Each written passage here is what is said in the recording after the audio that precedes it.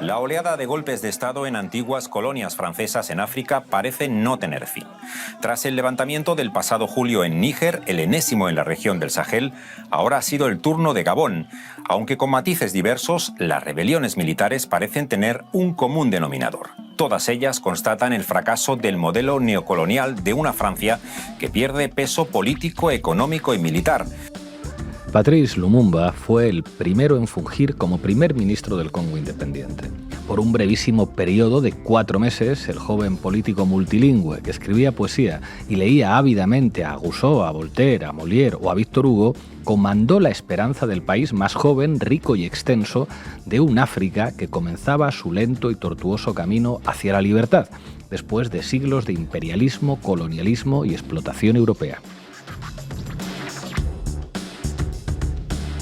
El carismático Lumumba era, como muchos otros de su generación a lo largo y ancho del continente, panafricanista, pues no imaginaba un África que no fuera, antes que cualquier otra cosa, africana por encima de etnias, confesiones, lenguas o geografías. Lumumba fue contemporáneo del Olimpo de libertadores africanos de aquel glorioso cisma de sur a norte, del Mediterráneo y del Sáhara, en ese siglo XX, rompiéndose en dos, entre la Europa remilgosa de sus prebendas coloniales y el África deseosa de emancipación.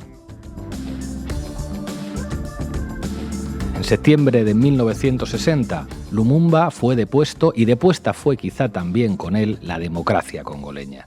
Cuando el flamante primer ministro solicitó inútilmente el apoyo de Washington frente a amenazas secesionistas en la sureña provincia de Katanga, rica en preciados minerales, los americanos se negaron.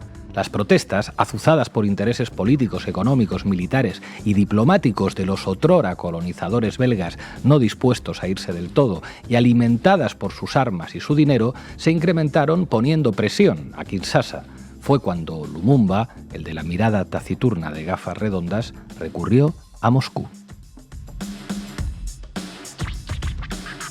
No hubo llegado respuesta de la Unión Soviética para el acusante grito de ayuda de quien solo quería preservar lo que apenas nacía, un Congo africano independiente, cuando con la venia, ahora sí, de Estados Unidos en perversa connivencia con los belgas, el entonces jefe de oficina de Lumumba, posterior dictador empedernido, insaciable y deleznable, Mobutu Sese Seko, le derrocara en un golpe de Estado. Al depuesto líder se le tildó de comunista, peligroso y amenazante para un Congo al que solo pretendía cultivar, procurar y acompañar, según revelaron los numerosos cables diplomáticos de la época, desvelados por una concienzuda investigación belga realizada ya en el siglo XXI y que llevó, entre otras cosas, incluida la vergüenza, al perdón público de Bruselas por las atrocidades cometidas durante su gestión colonial en el Congo, incluidos los macabros capítulos vinculados a Lumumba.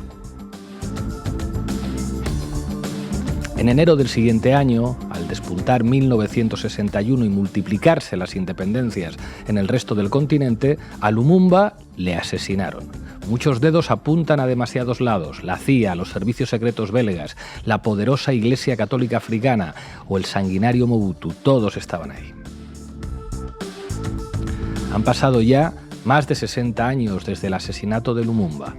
A más de medio siglo de distancia de aquel acontecimiento, el pasado colonial e imperialista europeo es quizá solo cosa de los libros de historia, pero el presente expoliador de recursos naturales y comprador de voluntades políticas, votos y confianzas en la ONU y en la región, lo mismo por parte de chinos que de turcos, emiratíes, cataríes, franceses o americanos, sigue ahí, supurando en cada rincón de la magullada geografía africana.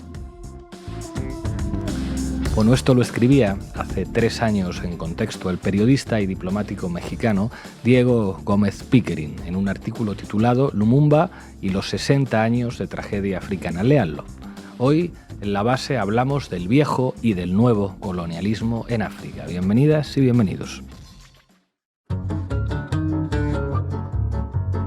La Base, con Pablo Iglesias, Sara Serrano, Manu Levín e Ina Afinogénova. Bueno, hoy en La Base hablamos de África. Creo, Sara, que nos vas a hacer un repaso por las luchas de liberación nacional, las luchas anticoloniales y antirracistas en África. Cuéntanos. Bueno, voy a hablar en primer lugar de que detrás de la serie de golpes de Estado que se están sucediendo en África hay un elemento común, que es el neocolonialismo francés, y luego me voy a centrar en uno de los máximos representantes del panafricanismo, que es Patrice Lumumba, del que has adelantado ya algunas cuestiones. Manu Levin, vas a hablar de estereotipos, ¿verdad? Uh-huh. Efectivamente, vamos a intentar desgranar un poco los estereotipos que construyen los medios de comunicación sobre los africanos y sobre el continente africano, sobre los distintos países de África. Y Naspinov Génova va a responder a una pregunta que mucha gente se pregunta después del desafortunado accidente de Prigozhin en un avión y la presencia de Wagner en África, ¿verdad? Sí, vamos a hablar un poco de esa alternativa que ofrece Rusia a los países de África en los mercenarios de Wagner. Vamos a ver qué les va a pasar ahora desde que Prigozhin ya no está, lamentablemente. Hoy además vamos a contar con un africano especialista en relaciones internacionales, Sani Ladan. Arrancamos, Xavi. La base de datos. Informa Sara Serrano. Adelante, compañera. Mali, agosto de 2020. El ejército detiene al presidente del país, Ibrahim Boubacar, y le fuerza a renunciar en vivo y en directo en la televisión pública. Chad, abril de 2021. Idriss Déby, presidente del país, muere en el campo de batalla y su hijo toma el poder para relevarle en una violación clara de la constitución del país. Marzo de 2021. Golpe fallido en Níger. Guinea-Conakry, septiembre de 2021. Un alto mando militar formado por los Estados Unidos derroca al presidente Alpha Condé en un golpe de Estado. Octubre de 2021. Sudán. Generales de la cúpula militar toman el poder interrumpiendo el proceso de transición que iba a llevar al país a sus primeras elecciones democráticas en décadas. Burkina Faso, enero de 2022. Un grupo de militares toma el poder y depone al presidente Roch Kaboré. Níger, julio de 2023. Los militares anuncian haber derrocado al presidente, a Mohamed Bazoum, toman el poder y proponen un periodo de transición de 3 años antes de devolver el país a los civiles. Agosto de 2023. Un levantamiento militar impide que Ali Bongo, que había obtenido el 64% de los votos en las elecciones presidenciales de Gabón, sea investido presidente. Después de algunos años de relativa calma, África ha experimentado una oleada de golpes de Estado desde el verano de 2020. ¿Qué tienen en común todos estos levantamientos militares? La enorme influencia que tenía en todos estos países, aún a día de hoy, su expotencia colonial, Francia en la mayoría de los casos. La larga sombra del colonialismo en África, la era de la France-Afrique, ha pasado. Esto lo dijo el presidente francés Emmanuel Macron hace unos meses, precisamente en Gabón, donde se encontraba de visita. Sin embargo, el poder de la metrópoli parece que no se ha desvanecido, ¿verdad, Sara? Pues no, los 4 pilares de la influencia francesa siguen en pie. El económico, con la presencia de empresas francesas explotando recursos naturales africanos, como el uranio de Níger o el petróleo de Gabón. El político, sosteniendo a gobiernos corruptos pro-franceses en sus excolonias. El militar. Francia tiene bases en Senegal, en Gabón, Chad, Níger, Djibouti y tenía hasta hace relativamente poco en Mali, Burkina Faso y República Centroafricana. Y el social. No hay que olvidar que en muchos de estos países el francés sigue siendo la lengua oficial. Este neocolonialismo explica el enorme respaldo popular que han tenido los golpes militares contra los gobiernos profranceses en la región. Y la llegada de otros actores políticos internacionales, como es el caso de la creciente presencia estadounidense en Níger, las tropas de mercenarios de Wagner desplegadas en África o la creciente presencia china en el continente, no ha hecho más que agitar el avispero y luego les hablaré más de ello. Bueno, a la vista del polvorín en el que se ha convertido África, Raúl Sánchez Cedillo comentaba el otro día en Zona Comanche, el programa que presenta Laura Arroyo y que dirige Sara Serrano, que el continente africano será escenario de las guerras más cruentas en el siglo XXI. Bueno, a la vista de todo eso, parece claro que el proceso de descolonización iniciado en la década de los 50 fue cuanto menos incompleto, ¿verdad, Sara? Bueno, llegados a este punto, quería poner en valor a las figuras clave del panafricanismo que lucharon y dieron su vida en muchos casos para lograr la liberación del continente africano de sus colonizadores y de la autodeterminación de sus pueblos. Voy a detenerme en la figura de Patrice Lumumba, fundador en 1958 del movimiento nacional congolés de inspiración socialista y panafricanista. Lumumba se convirtió en el primer ministro del Congo independiente en el año 1960. Partidario de una independencia sin concesiones y acusado de comunista, rápidamente pasó a ser un obstáculo para los intereses económicos occidentales en el país. Apenas duró 3 meses en el cargo. Fue asesinado por el ejército congoleño en presencia de autoridades belgas el 17 de enero de 1961. Entre los líderes congoleños que participaron en su muerte estaba Moïse Tshombé, multimillonario y presidente de la provincia congoleña de Katanga, gracias precisamente al apoyo de las grandes empresas mineras belgas, que jugó además un papel muy importante en la desestabilización del gobierno de Lumumba. Bueno, a Lumumba, como decíamos, le secuestraron y le llevaron a un bosque en la región de Katanga, que recientemente había proclamado su independencia del país, y allí es torturado, ejecutado y descuartizado junto a 2 de sus compañeros. Disolvieron sus restos en un barril de ácido sulfúrico y solo conservaron 2 dedos y un diente de oro a modo de trofeo. El pasado 22 de junio de 2022, en un acto oficial, el diente de oro, lo único que quedaba del padre de la patria congoleña y héroe nacional, fue devuelto a su familia para que pudiera darle sepultura. Tras la muerte de Lumumba, el coronel Mobutu, uno de los instigadores de su ejecución, da un golpe de Estado y se mantiene en el poder durante casi 4 décadas.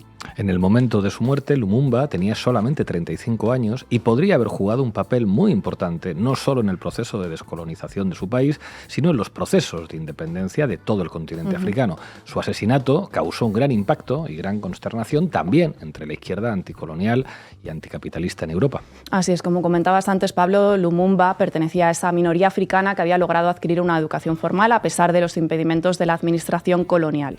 Hablaba varios idiomas, escribía poesía y leía los clásicos franceses. Trabajó durante varios años como empleado en una sociedad minera y luego como periodista en diferentes periódicos del país. Pero el momento de inflexión se produjo en 1958, cuando, con motivo de la Exposición Internacional, es invitado a visitar Bélgica. Allí queda impactado por la imagen que se mostraba de su país. Familias enteras de congoleños eran exhibidas en zoológicos humanos con motivo de la exposición. En la muestra llegó a haber más de 180 familias obligadas a abandonar el Congo. Un recinto ubicado en el centro de Bruselas sirvió para que más de 40 millones de visitantes saciaran su curiosidad sobre la colonia. Los congoleños vivían en una especie de gueto, se construyeron una serie de chozas muy precarias donde debían desarrollar su artesanía y que se rodearon de verjas de caña de bambú. Si no reaccionaban, les tiraban dinero o plátanos por las uniones de las cañas, así lo describía un periodista de la época. Y eso que lo que presenció allí Lumumba en Bruselas no eran más que los últimos coletazos de la terrible invasión y colonización belga del Congo que inició el rey Leopoldo II. Durante sus 44 años de reinado, se calcula que este tipo asesinó, atención, a 10 millones de personas en el Congo y que mutiló a miles por no pagar tributo por la extracción de caucho. La esclavitud fue una práctica habitual hasta bien entrado el siglo XX. La politización de Lumumba se completa en diciembre de 1958 cuando asiste a la Conferencia de los Pueblos Africanos en Accra. Allí toma contacto con el panafricanismo y el socialismo africano y conoce a figuras clave del movimiento anticolonialista, entre ellos al antillo argelino y autor de Los Condenados de la Tierra, Frantz Fanon. Pocas semanas después de su visita a Accra, Lumumba pronunció un discurso ante más de 10.000 personas en el que presentaba los objetivos de su movimiento, la liquidación del régimen colonialista y la explotación del hombre por el hombre. Un par de años después, en mayo de 1960, Lumumba se convertía en el primer ministro del Congo independiente. En junio de ese mismo año, durante la ceremonia de independencia del Congo, el rey Balduino de Bélgica reivindicó la misión civilizadora y la labor filantrópica de Leopoldo II. Ante semejante atropello de la verdad, precisamente en un acto que estaba llamado a ser como un acto de cordialidad entre colonia y metrópoli, Lumumba se levantó del asiento y rompió el silencio con un discurso improvisado que ya forma parte de los anales de la historia y que, según muchos analistas, supuso además su sentencia de muerte. ¿Quién olvidará finalmente los fusilamientos en los que perecieron tantos de nuestros hermanos, las mazmorras a las que fueron brutalmente arrojados quienes no querían seguir sometidos al régimen de una justicia de opresión y explotación? Todo eso, hermanos, lo sufrimos profundamente. Pero todo eso también, nosotros, a quienes el voto de sus representantes elegidos nos mandató para dirigir nuestro país, nosotros que sufrimos en nuestros cuerpos y en nuestros corazones la opresión colonialista, les decimos bien alto que todo eso desde ahora terminó. La República del Congo fue proclamada y nuestro país está ahora en manos de sus propios hijos. Juntos, hermanos, hermanas, comenzaremos una nueva lucha, una lucha sublime que llevará a nuestro país a la paz, a la prosperidad y a la grandeza. Estableceremos juntos la justicia social y aseguraremos que todos y todas reciban la justa remuneración por su trabajo. Vamos a mostrar al mundo lo que puede hacer el hombre negro cuando trabaja en libertad y haremos del Congo el centro que ilumine a toda África. Velaremos para que las tierras de nuestra patria beneficien verdaderamente a sus hijos. Revisaremos todas las antiguas leyes y haremos nuevas leyes que serán justas y nobles. Homenaje a los combatientes de la libertad nacional. Viva la independencia y viva la unidad africana. Viva el Congo independiente y soberano. Bueno, Lumumba se negó también a asumir la deuda belga en el Congo, tal y como solicitaban las autoridades de Bruselas para conceder la independencia al país. Una deuda que se había acumulado ante el Banco Mundial para que las empresas explotaran los recursos naturales y mineros del Congo. El caucho de los neumáticos de las bicicletas y automóviles que circulaban por Europa provenía del Congo. El uranio de las bombas nucleares que estallaron sobre Hiroshima y Nagasaki provenía del Congo. Y el cobre de las balas que estaban utilizando el ejército estadounidense y Vietnam provenía también del Congo. Es decir, que Bélgica no solo pretendía quedarse con los recursos naturales del país, sino también hacer que el Congo asumiera los costes que había tenido extraerlos y que la recién estrenada democracia congoleña naciera hipotecada. Exactamente. Las reticencias de Lumumba a asumir esta herencia le convirtieron en enemigo a batir por las élites occidentales desde el primer momento, y es una de las razones por las que Bélgica participó supuestamente en el asesinato de Lumumba en 1961.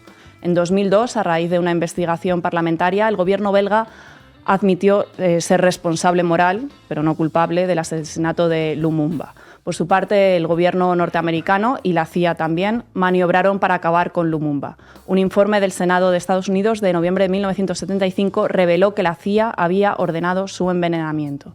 Los agentes habían observado que el líder congoleño tenía los dientes muy blancos y habían deducido que se los lavaba a menudo y que envenenar su pasta de dientes podría ser una buena forma de acabar con su vida.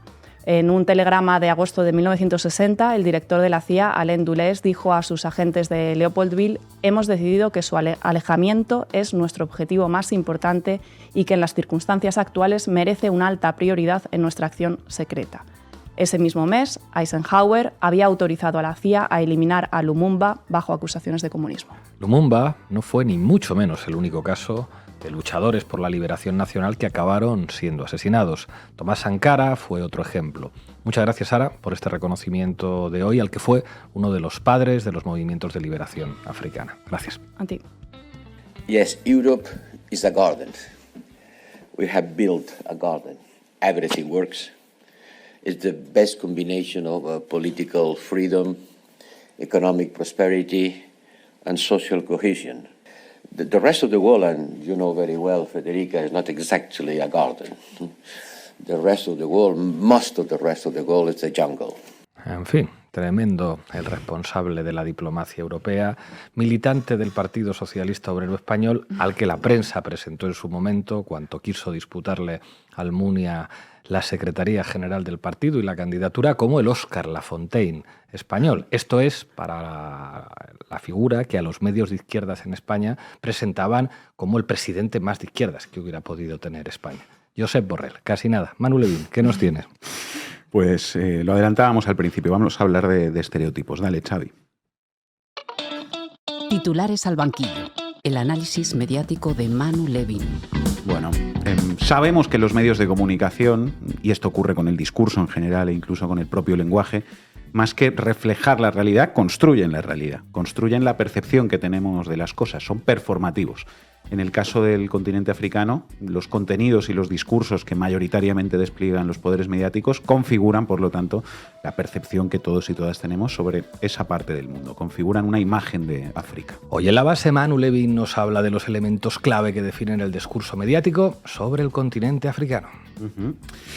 Si no sale en la tele, no existe. Esto es lo primero que habría que recordar hoy, porque África prácticamente no existe en los medios de comunicación. Hay muy pocos contenidos sobre lo que allí sucede en las secciones de información internacional de los medios occidentales, salvo cuando pasan cosas que afectan directamente a intereses de nuestros propios países, o salvo cuando los sucesos cumplen una serie de requisitos muy concretos. Esto se puede comprobar fácilmente de forma bastante aproximada usando herramientas de análisis cuantitativo de contenidos y en este caso contando cuántas menciones hay a cada país o a cada conflicto en los telediarios de nuestra televisión pública desde 2014 hasta hoy. Herramienta Verba de la Fundación Cibio. Menciones a Ucrania en los telediarios de la televisión pública desde 2014 hasta hoy. 11.365 menciones. Ok. Menciones a Yemen. 463 menciones. Menciones al Sáhara, 619 menciones. Menciones a Sudán, 342. O menciones al Congo, por ejemplo, 287 menciones. Más de 11.000 menciones a Ucrania y menos de 500 menciones a Yemen en el mismo periodo en los informativos de la televisión pública. Periodismo de calidad. Y esto encima a pesar de que por cada víctima mortal que hay en Ucrania hay más de 100 en Yemen. Así es lo que sucede. El profesor de la Facultad de Periodismo de la Complutense, Felipe Sagún, hizo una especie de decálogo con los criterios que aplican los grandes poderes mediáticos en Occidente para decidir qué es noticia y qué no lo es en lo que toca a la información internacional. Vamos a repasarlo un momento. 1. Es noticia lo que hacen las grandes potencias, no los llamados países periféricos en el sistema mundo. 2. Son noticia los acontecimientos que encajan fácilmente en el eje buenos y malos, héroes y villanos. Las situaciones complejas no gozan de atención mediática. 3. Son noticia los sucesos que tengan un potencial dramático, un planteamiento, nudo y desenlaces rápidos y sencillos. 4. Cuanto más largo sea un conflicto, menos atención recibe. La rutina no interesa. Bueno, esto se ve también en lo que respecta al volumen de información sobre la guerra de Ucrania, que ha descendido muchísimo últimamente, ¿no? Efectivamente. En el caso de África, en el mejor de los casos, se utiliza un término, un marco mental muy concreto cuando se informa sobre los conflictos, largos conflictos en curso, que es conflictos endémicos. Y esto construye un estereotipo sobre el continente, luego andaremos un poco más en esto, que es que parece que lo típico en esos países es matarse unos a otros, ¿no? Conflictos endémicos. En España es típico irse de tapas y en el Congo es típico liarse a tiros, claro que sí. Pero sigamos con el decálogo. 5. Serán noticia los hechos que se puedan atribuir a grandes nombres o actores influyentes y no aquellos que tengan un origen más complejo, más colectivo, digamos. 6. Serán noticia los hechos que afecten a nuestros países. Bueno, esto junto al primer punto, el que decía que será noticia aquello que hagan las potencias, se ve claramente en el hecho de que muchas de las informaciones sobre África en los últimos tiempos tienen que ver, por ejemplo, con la penetración de China en el continente y lo que eso supone para las potencias occidentales. Los países africanos, no como sujetos de la información, sino como objeto, como campo de batalla, como tablero de ajedrez en el que son otros actores, las potencias, los que son sujetos de las noticias. Exactamente. Un par de ejemplos de esto. Cadena SER, hace 3 semanas. Los errores occidentales han abierto oportunidades a China y Rusia en África. El País, enero de este año, la lenta conquista de África por parte de China. BBC, marzo de este año, la estrategia de Estados Unidos para acercarse a África y alejarla de China y de Rusia, etcétera, etcétera, etcétera. Y más o menos lo mismo sucedió entre 2009 y 2012, si recordáis, con todas las noticias que aparecieron sobre los piratas somalíes que secuestraban buques occidentales en las costas de ese país. Claro, porque eso afectaba a los intereses de varias potencias en una región que es una de las más militarizadas del mundo y en un mar, el Golfo de Adén, a través del que se transporta el 30% del petróleo del mundo. Tú lo has dicho. Últimos 2 puntos de esta lista. Vamos por el 6, vamos al 7. Los hechos que podrían ser objeto de información compiten cada día en los medios con otros hechos y otros conflictos por un espacio reducido y una atención limitada. Es el mercado, amigo, que diría aquel. Y 8, una obviedad pero que da para analizar también.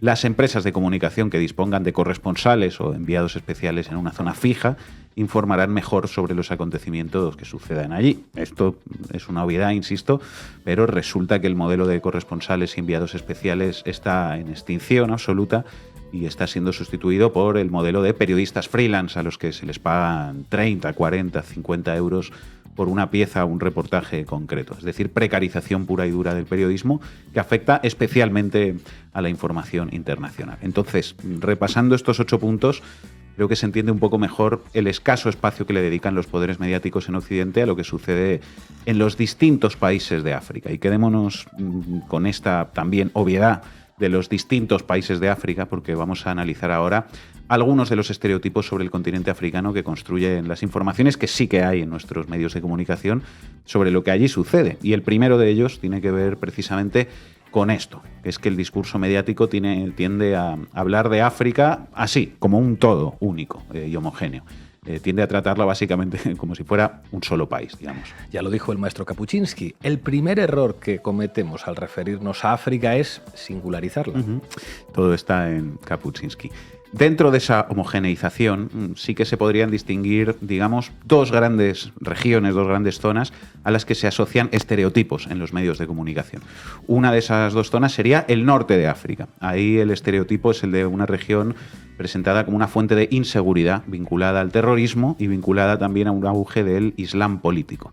La otra sería el África negra, a la que se suele llamar subsahariana en los medios de comunicación. Ahí el estereotipo, en palabras de Felipe Sagún, es el de un conglomerado caótico de fuentes de inseguridad humana alimentadas por guerras civiles, estados frágiles, delincuencia más o menos organizada, dictadores sin escrúpulos, desastres naturales y otros conflictos a los que se intenta responder con escaso éxito mediante intervenciones con responsabilidades compartidas. Los africanos ponen los soldados y Occidente pone el dinero y la logística, más el papel de las ONG. Frente a eso, ha habido iniciativas informativas que consisten en intentar visibilizar, quizá con el riesgo de construir otro estereotipo, aspectos positivos y bonitos de los distintos países de África para contrarrestar esa imagen de que en África todo fatal. Así es. Pero vamos a acabar deteniéndonos un poco más, si os parece, en esta imagen de que África todo mal, y vamos a tirar un poco de ese hilo porque ahí seguramente está la clave en todo esto.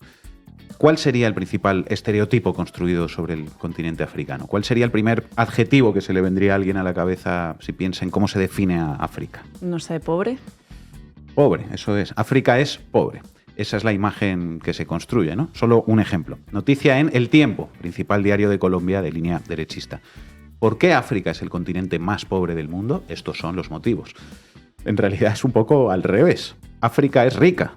África es, de hecho, el continente más rico del mundo, el que tiene más recursos naturales. Y ahí está la clave, porque como le he escuchado decir precisamente a Shani Ladan, que hoy va a estar con nosotros, la causa, por ejemplo, de la emigración africana hacia Europa no es la pobreza de África, es la riqueza de África, son sus recursos naturales, es el expolio de sus recursos naturales por parte de las potencias del norte global. Pero la idea que tenemos es la contraria, eso está construido también mediáticamente, y eso da lugar, a su vez, a otro marco mental, que es el siguiente.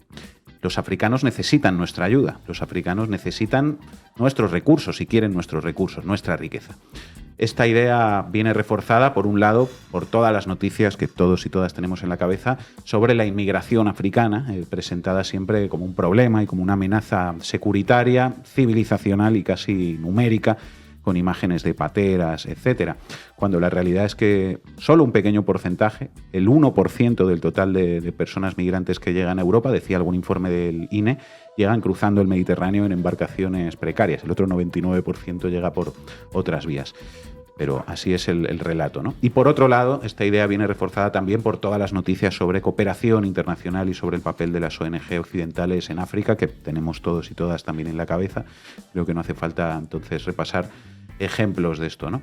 Eso da lugar, como decía, a la idea de que África necesita y casi vive gracias a la ayuda de los generosos países occidentales y que quienes vienen lo hacen porque quieren nuestra riqueza y quieren nuestros recursos. La realidad es que seguramente lo que necesita África no es nuestra ayuda, sino que la dejemos en paz, que la mano de Occidente salga de África. Y sobre todo porque es justamente al revés, ¿no? ¿Quién vive de los recursos de quién? ¿Quién necesita los recursos de quién? En todo caso somos nosotros, los países del norte global, los que vivimos de los recursos de África. Pero ese enfoque está siempre totalmente ausente en los discursos mediáticos sobre los países africanos, y lo que sí hay en paralelo son un montón de contenidos mediáticos que relacionan, pensemos sobre esto, el bienestar europeo con nuestros sistemas políticos internos. Es decir, que plantean que lo que genera bienestar y riqueza en Occidente es la democracia liberal. Y de nuevo, esto es falso. La opulencia económica del norte global no tiene que ver con la democracia, amigas y amigos, tiene que ver con el colonialismo. Gracias, Manu. Теперь сама частная военная компания.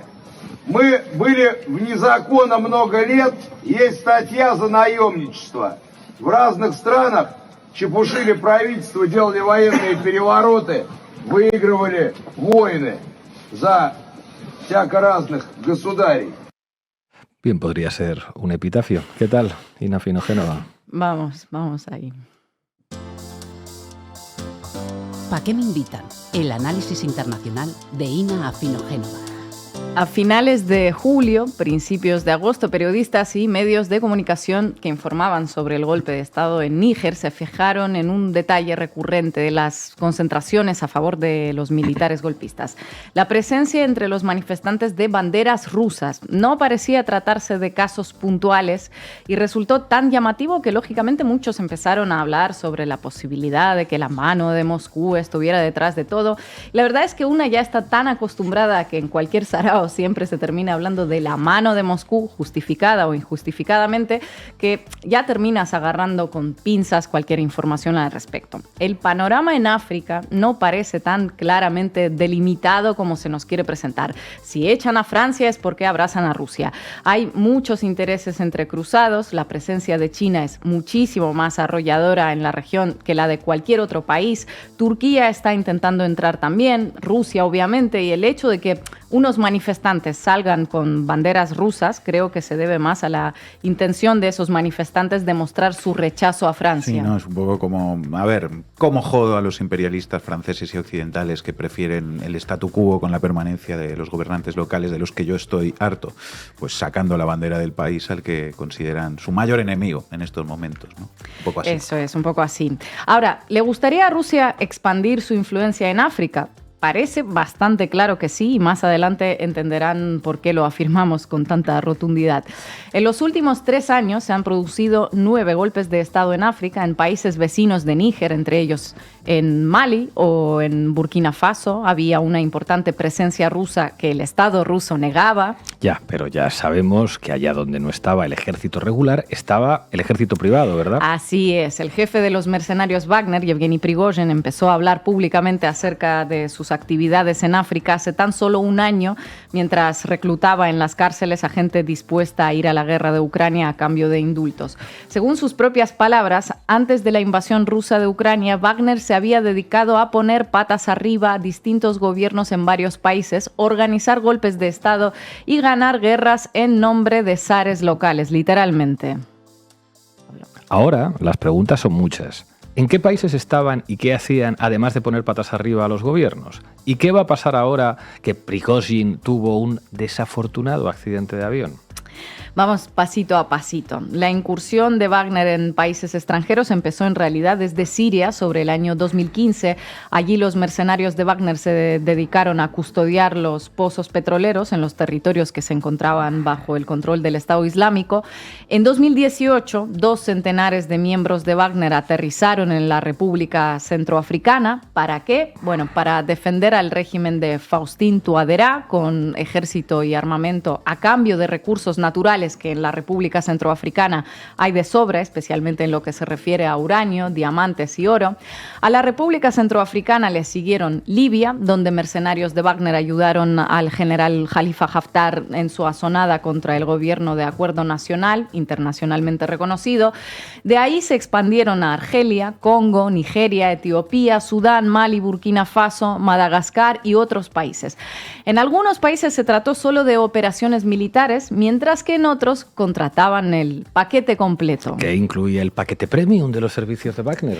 Recuerden que Wagner era solo una pequeña parte del imperio de Prigozhin, que agrupaba desde una empresa de catering, de ahí el apodo de cocinero de Putin, hasta una estructura propagandística potente con redacciones y granjas de troles.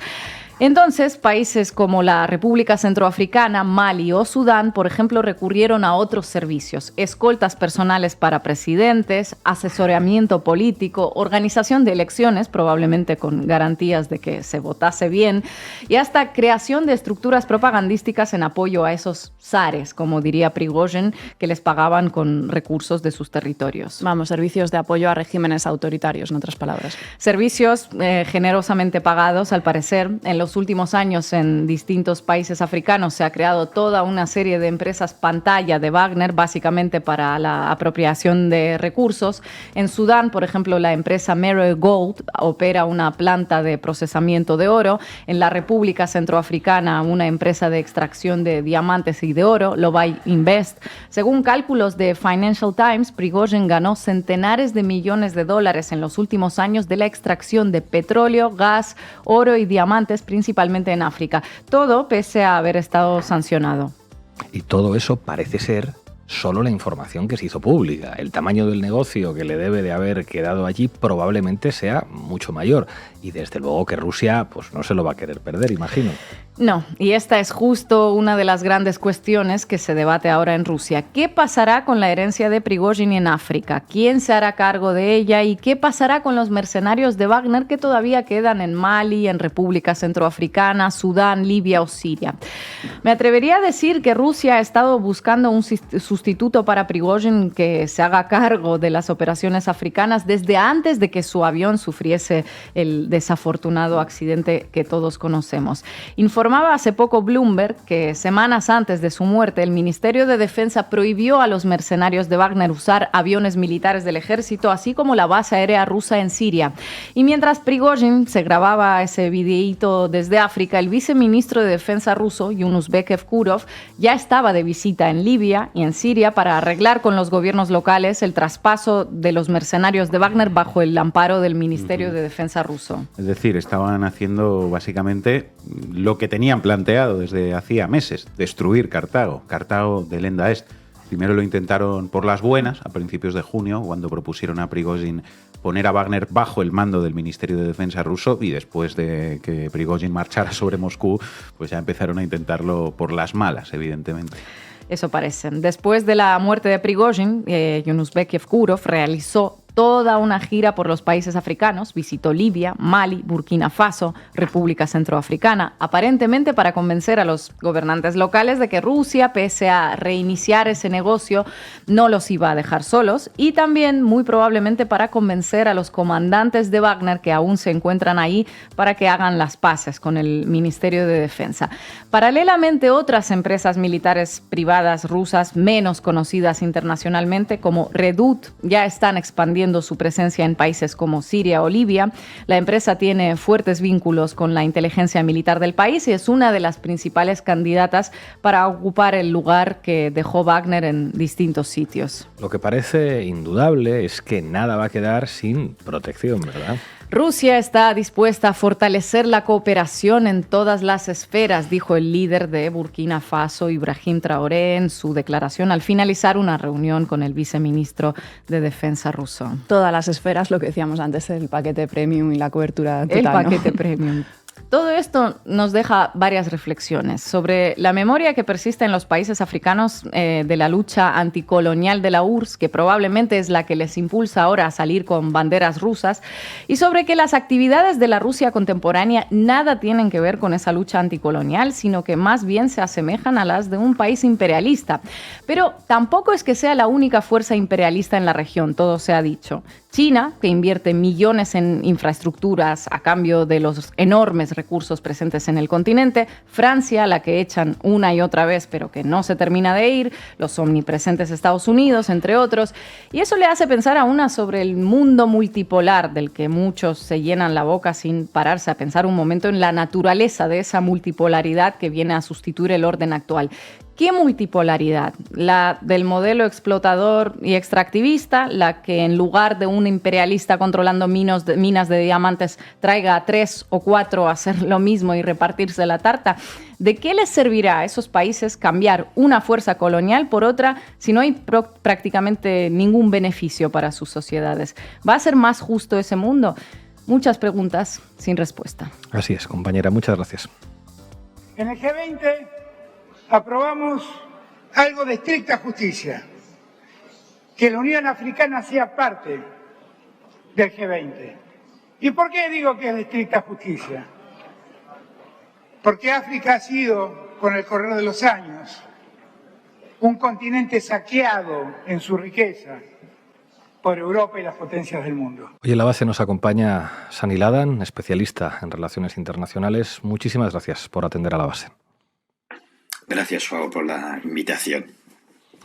¿Sigue siendo África un continente colonizado? Sí, sin ninguna duda. La descolonización, por decirlo de alguna manera, nunca tuvo lugar en África. Hubo luchas para descolonizar el continente africano. Hubo mucha sangre que se derramó, gente que lucharon para liberar ese continente. Pero sin ninguna duda África necesitaría una segunda descolonización.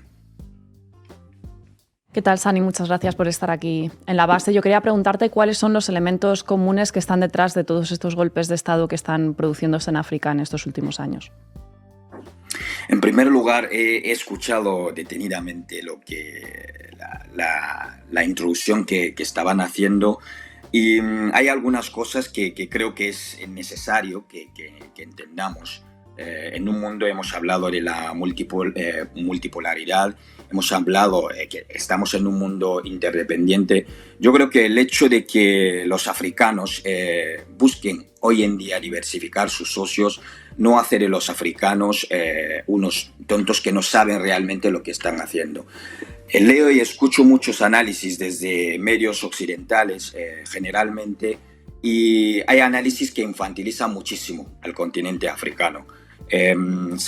Desde el continente africano se sabe perfectamente que China no es una santa, Rusia no lo es tampoco, pero es mejor siempre diversificar sus socios, sea con quien sea, siempre evidentemente mirando por los intereses de los africanos. Y creo que hoy en día el hecho de que, digamos, el monopolio del continente africano esté escapando, utilizo las palabras de Emmanuel Macron y de Josep Borrell, el alto representante de la Unión Europea, que decían que, ojo, que África se nos está escapando. África no es la propiedad de Europa. África no es la propiedad de Occidente y creo que debe haber un trato, digamos, de respeto cuando se trata temas o la manera en la que los africanos o los dirigentes africanos en este caso pues se relacionan con sus diferentes socios, ¿no?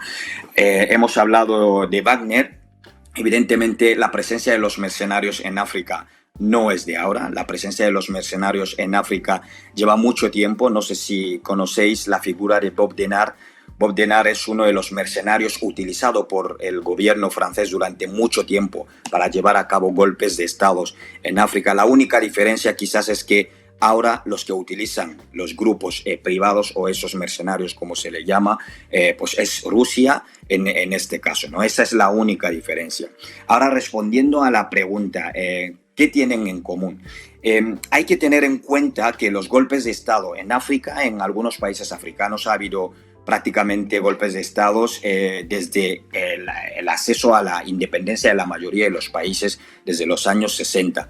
Pero hay una diferencia entre los golpes de estados que veíamos en los años 60 y los que estamos viendo ahora, ¿no? Una de las primeras diferencias es que la población apoya esos golpes de estado. Y esto es algo que hay que tener muy en cuenta. Los golpes de estados que veíamos en los años 60 o después de la ola de la democratización en los años 90 eran golpes de estados por la gran mayoría dirigida desde el Elíseo. Hay muchas documentaciones que recogen eso a través del sistema de la France-Afrique, a través de una figura muy conocida, Jacques Foccart, que era la mano derecha del general de Gaulle. Esos golpes de Estado evidentemente era para quitar a un presidente y poner a otro, siempre y cuando ese pues, no respondía a los intereses de Francia en este caso, ¿no?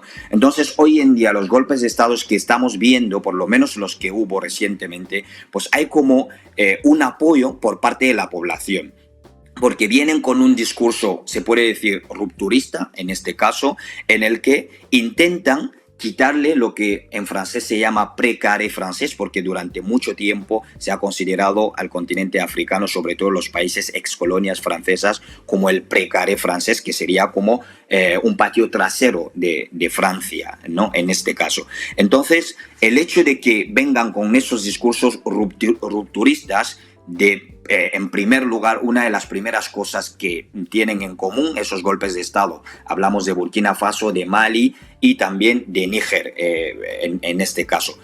Una de las primeras cosas que tienen en común es que cuando llegan, esa gente que hacen, esos militares que hacen el golpe de Estado, es querer revisar los acuerdos. Hubo, después en los años 60, unos acuerdos que ligaban Francia a sus excolonias, conocidos como los acuerdos de defensa y los acuerdos de cooperación. Esos acuerdos muchas veces incluían cláusulas que rozaban digamos, el atentado a la soberanía de esos países. Y sabemos perfectamente, ya sea en derecho internacional o incluso cuando tenemos que hablar de un Estado, la soberanía es una de las cosas muy importantes. Uno de los ejemplos, por ejemplo, de lo que se revisó en el acuerdo de defensa cuando llegó ese actual gobierno de Mali, es el tema de que Mali, los militares malienses, por ejemplo, no podían sobrevolar su espacio aéreo sin preguntar previamente a París, en este caso, en los acuerdos de defensa que le ligaba a Francia. Y yo creo que esto es un claro atentado, digamos, en este caso, pues a lo que podemos considerar como la soberanía de un país, ¿no? Cuando se llevó a cabo la operación Serval en el 2013-2014, la operación Serval, una de las cosas que hizo cuando los rebeldes estaban bajando hacia Bamako, los militares malienses, queriendo llevar a cabo una ofensiva, no lo podían hacer porque no tenían el permiso de sobrevolar su espacio aéreo.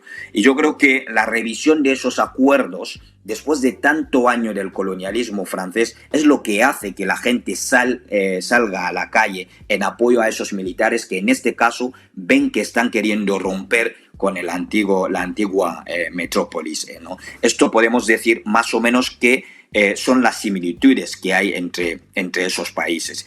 Y podemos ver que cuando cogían el poder, una de las primeras cosas que decían era revisar los acuerdos. Segundo, era convocar al embajador francés para poder dibujar un nuevo horizonte de acuerdos con él. Y en tercer lugar, pedir a la gente que saliese a la calle en apoyo, porque sabían que podía haber represión por parte de la antigua metrópoli, que a día de hoy pues, todavía no se quiere marchar, digamos, de África. ¿Qué tal? ¿Cómo estás? Un placer saludarte. Intentaba yo antes explicar, bueno, algunos estereotipos que construyen los medios de comunicación sobre los africanos y las africanas y sobre el continente africano. Te quería preguntar por esto, bueno, ¿cuáles son los estereotipos que tú identificas en todo el discurso mediático que se hace en Occidente sobre África y cómo eso, qué consecuencias tiene en la manera en la que desde el norte global vemos a África?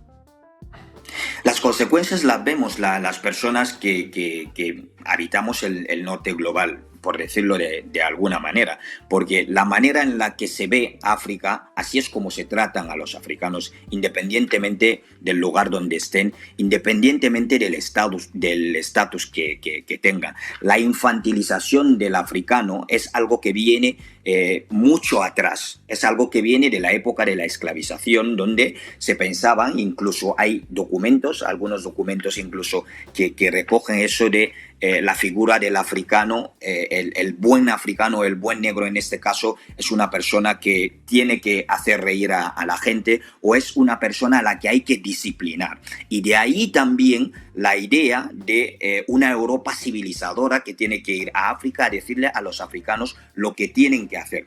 Cuando escuchamos en los medios de comunicación en Occidente decir los africanos ahora se están dejando colonizar por China, se están dejando colonizar por Rusia. Yo creo que los africanos son lo suficientemente maduros para saber con quién tienen que hacer acuerdos de cooperación, independientemente de lo que venga después. Las consecuencias pues las tendrán que asumir los africanos y las africanas que han firmado esos acuerdos con China o con Rusia.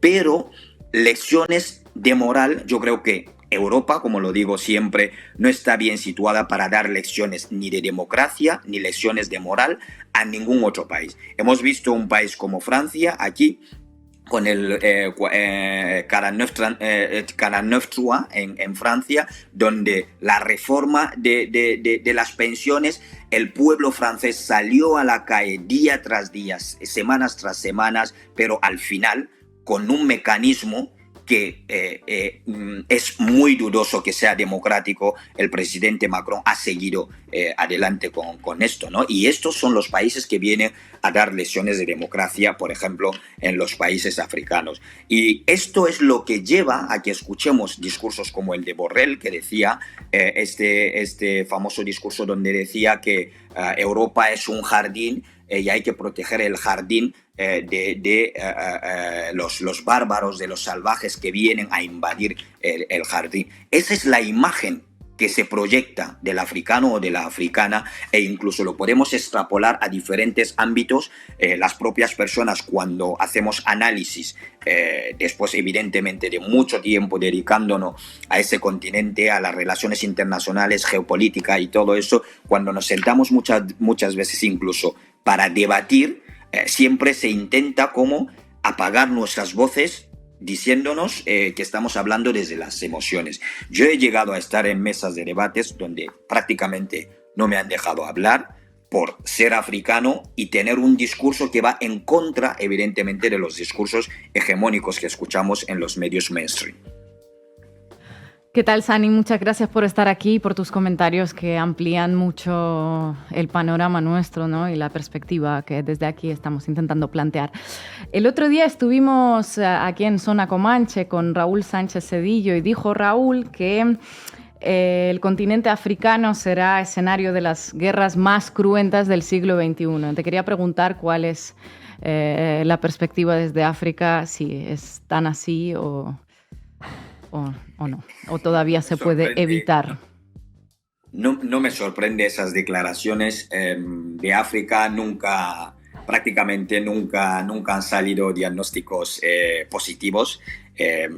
Hay corrientes del afropesimismo que sabemos perfectamente cómo hacen sus análisis, ¿no? Yo recuerdo un ejemplo durante la pandemia del COVID. Nos decían que en África todos van a caer como moscas, y efectivamente pues vimos todo lo contrario. Yo creo que este tipo de análisis se alejan un poco de la realidad. África, primero, no es un todo. Efectivamente, si hablamos de África, estaríamos hablando de un continente de más de 30 millones de kilómetros cuadrados, más de 1.200 millones de habitantes. África tiene una diversidad incluso en sus relaciones geopolíticas e incluso en sus relaciones a nivel internacional, ¿no? Y los territorios no se parecen. Entonces yo creo que cuando se hace ese tipo de afirmación es importante decir qué país de África, qué región de África, pero yo creo que es muy atrevido también decir que África va a ser escenario de las guerras más cruentas. ¿De qué África estamos hablando? Yo haría esta pregunta para, digamos, aterrizar el análisis realmente, si se quiere hacer un análisis, porque Namibia no es Senegal, Senegal no es Cabo Verde, Angola no es Seychelles, Mauricio no es Libia. Es decir, cuando hacemos análisis sobre África también es importante también que aterricemos. No podemos hacer un análisis de Europa como un todo, sino que vamos a hablar de Francia, las realidades de Francia, hablamos de las realidades del Reino Unido, etc. Entonces yo creo que también es de recibo que cuando hacemos análisis sobre África, pues intentemos también acotar esto, cuando hablamos sobre todo de un continente enorme como es el continente africano. Muchísimas gracias por atender a la base y muchísimas gracias por ampliar nuestros horizontes mentales a la hora de comprender una realidad muy compleja y difícilmente reductible a la unidad. Hasta pronto. Muchas gracias. Llegamos al final, os vamos a dejar con un tema de Fela Kuti, uno de los músicos más grandes del siglo XX, creador del Afrobeat y luchador por la libertad de Nigeria y de África. Hasta mañana.